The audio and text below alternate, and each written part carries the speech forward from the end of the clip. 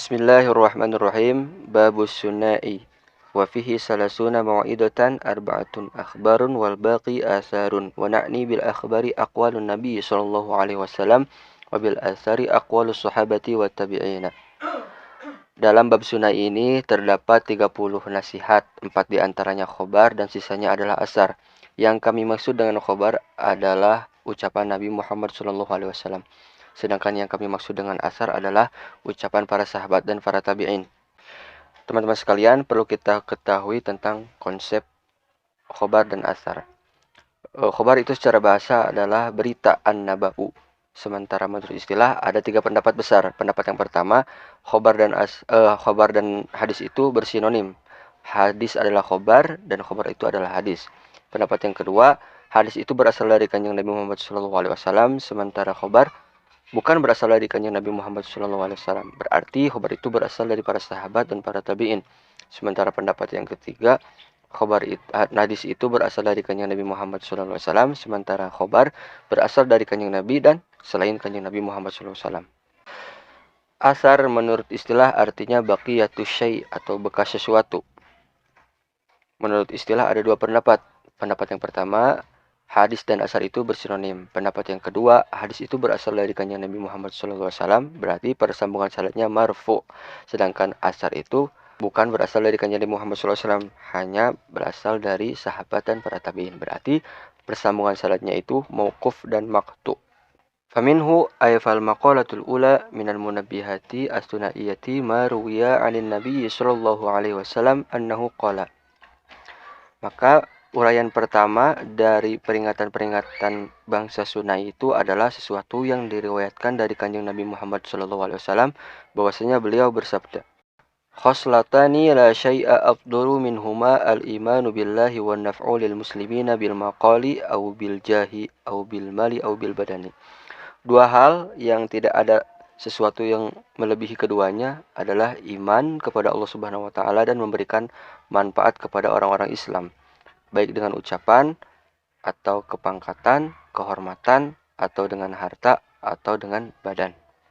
Qala Rasulullah sallallahu alaihi wasallam, man asbaha la yanwi ad-dhulma ala ahadin ghufira lahu ma jana.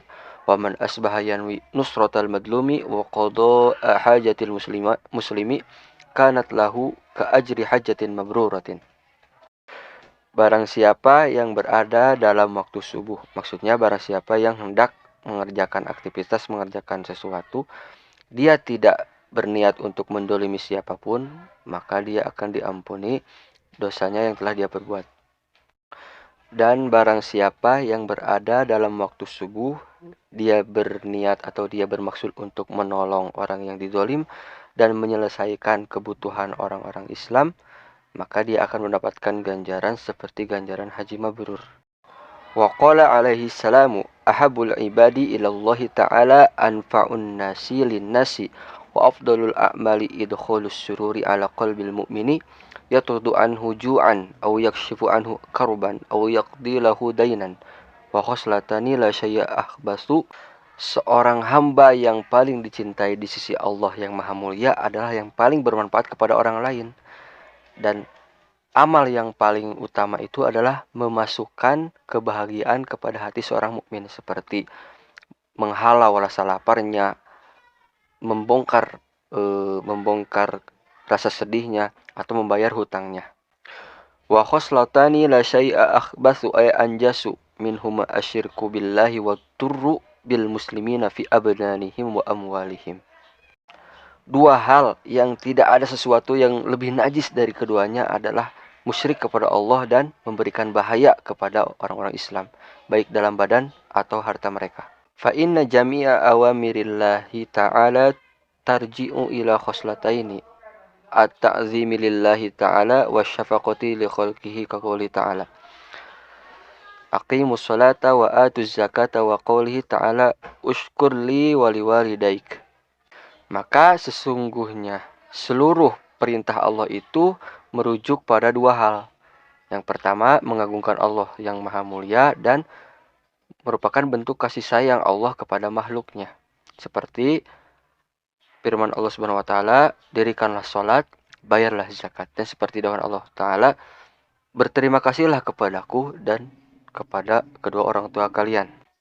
Ruwiya an Uwaisin al-Qarni annahu qala marartu fi ba'di siyahati bi rahibin faqultu ya rahibu ma awwalu darajatin yarqaha al-muridu qala raddul madhalimi wa khifatu dhahri min at-tabi'ati fa innahu la yas'adu lil 'abdi 'amalun wa 'alaihi tabi'atun aw madlamatun.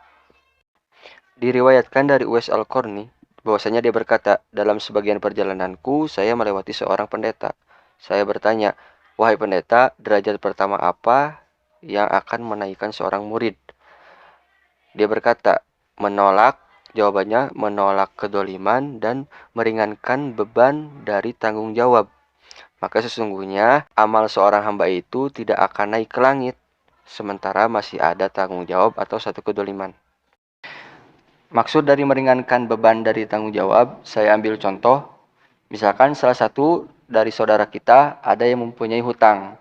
Hutang itu adalah beban baginya dan membayar hutang itu adalah kewajiban baginya. Maka muslim yang baik adalah dia yang meringankan beban saudaranya.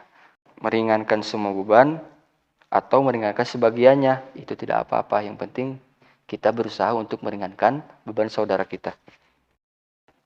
Wal maqalatu tsaniyatu qala an-nabiyyu alaihi salamu alaikum bi mujalasatil ulama'i ay al-amilina wastima'i kalamil hukama'i ay al-alimina bidatillahi ta'ala al-musibina fi aqwalihim wa af'alihim. Bukan hadis. Uraian kedua, iya memang hadis. Kanjeng Nabi Muhammad SAW bersabda, kalian harus duduk bersama para ulama. Maksudnya al-amilina, yang mengamalkan ilmunya, dan mendengarkan perkataan para hukama, maksudnya mendengarkan perkataan orang yang mengetahui Allah Subhanahu wa taala dan mendengarkan perkataan orang yang benar dalam ucapan dan perbuatannya. Fa innallaha ta'ala yuhyil qalbal mayyita binuril hikmati ay al-ilmin nafi'i. Maka sesungguhnya Allah yang Maha Mulia selalu menghidupkan hati yang mati itu dengan cahaya hikmah. Maksudnya cahaya ilmu yang bermanfaat. Kama yuhyil ardul maitata bima'il matori. Seperti halnya Allah yang senantiasa menghidupkan bumi yang tandus dengan air hujan. Wa fi riwayat Tabrani an Abi Hanifata jalisul kubara'a wa sa'ilul ulama'a wa khalitul hukama'a. Dalam riwayat yang lain yang diriwayatkan oleh Imam Tabrani dari Abi Hanifah yang berbunyi, duduklah bersama para kubara, bertanyalah kepada para ulama, dan bergaullah dengan para hukama. Wa fi riwayatin jalisil ulama'a wa sahibil hukama'a wa khalitil kubara'a. Dalam riwayat yang lain berbunyi, duduklah bersama para ulama, temanilah para hukama, dan bergaullah dengan para kubara.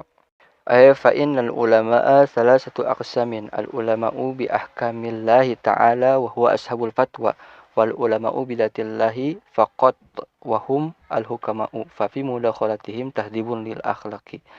Maka sesungguhnya ulama itu terbagi menjadi 3. Yang pertama, orang-orang yang mengetahui hukum-hukum Allah yang Maha Mulia, maka mereka disebut ashabul fatwa, orang yang memberikan fatwa. Dan orang-orang yang mengetahui zat Allah saja, mereka disebut al-hukama'u, orang-orang yang bijak. Maka dalam hal bergaul dengan mereka ada tata kramanya. Li'annahum asyraqat qulubuhum bima'rifatillahi wa asyraqat asraruhum bi anwari jalalillah. Karena sesungguhnya hati mereka bersinar karena ma'rifat kepada Allah, dan asrar mereka itu bersinar karena cahaya-cahaya keagungan Allah. Wal ulama'u bil qismaini wa hum al-kubara'u. Dan orang-orang yang mengetahui dua hal yang tadi, maksudnya dua hal yang tadi itu, kan ulama itu terbagi menjadi 2. Ada ulama yang mengetahui hukum Allah dan ada ulama yang mengetahui zat Allah. Ketika ulama mengetahui keduanya, maka mereka disebut al-kubara'u.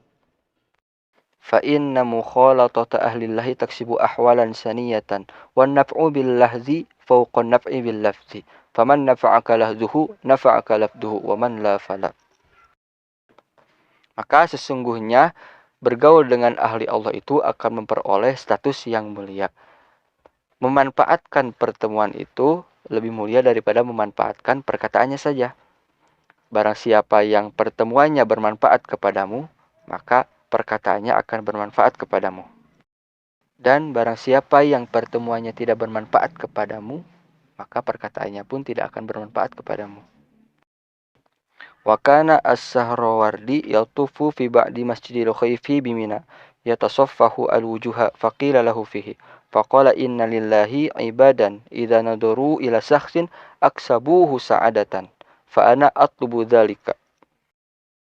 Imam Sahrawardi mengelilingi sebagian Masjid Khaif di Mina sembari menyelidiki raut-raut wajah.